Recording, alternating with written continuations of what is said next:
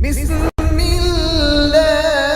الرحمن الرحيم. Bismillahirrahmanirrahim. There is a very famous objection which you brothers might have heard of.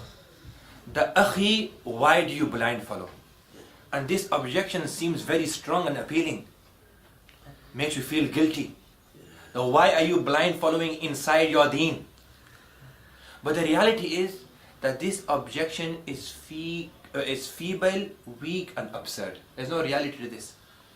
Those brothers that object and question the Akhi, why do you blind follow? Ask them, what do you mean by blind following? What do you mean by blind following? Mona Abdul Halim Sahib, when I say, or when you hear the word blind following, what comes to your head? Normally to follow something without evidence in it.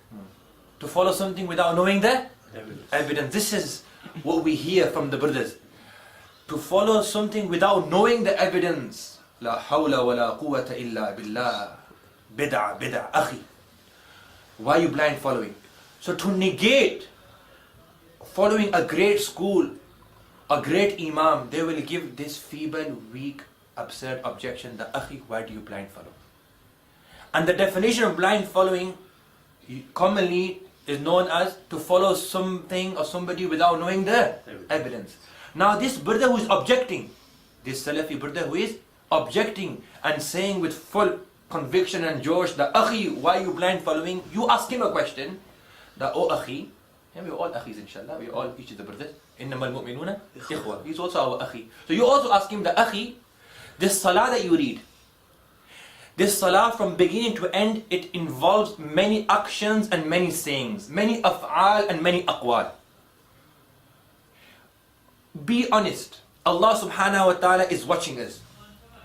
Do you know each action? Do you know the evidence? Do you know the evidence of each action and each saying, each qawl and each fi'al? Most probably he will know raising the hands in salah raf'al yadayn. And the evidence for this he probably taken off Google English translation of Bukhari. He might know the evidence, the hadith of joining the feet, which he has misunderstood. He might know the hadith of putting your hand on the chest, which is taken from the kitab of Albani Sahib, the book of Albani Sahib. He might know reading Surah Fatiha behind the Imam. He might know reading Ameen very, very loudly. Very, very loudly. So, there's one Ameen bil Jaharin, to say Ameen loudly. And there's one Ameen, double Jahar. Not just loud, very, very loud. So he might know the evidence for these 6, 7 aqwal or af'al.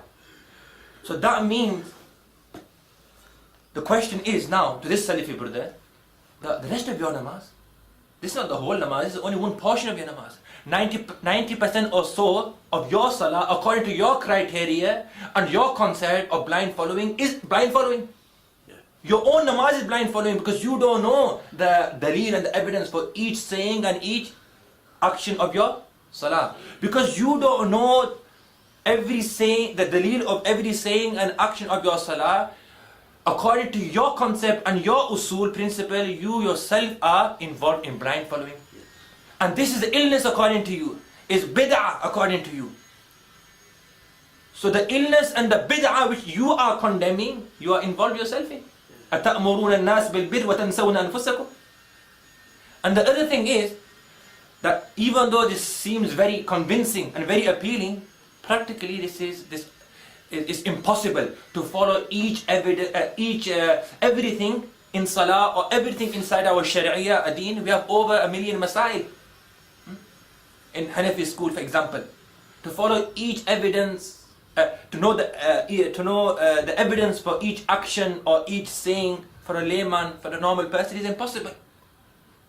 That's why we are told to follow the great scholars, so we will be saved from this burden of knowing the evidence of each saying and each action. May Allah subhanahu wa ta'ala save us from all types of fitan, and may Allah subhanahu wa ta'ala give us the true understanding of Iman. Wa akhu da'wana.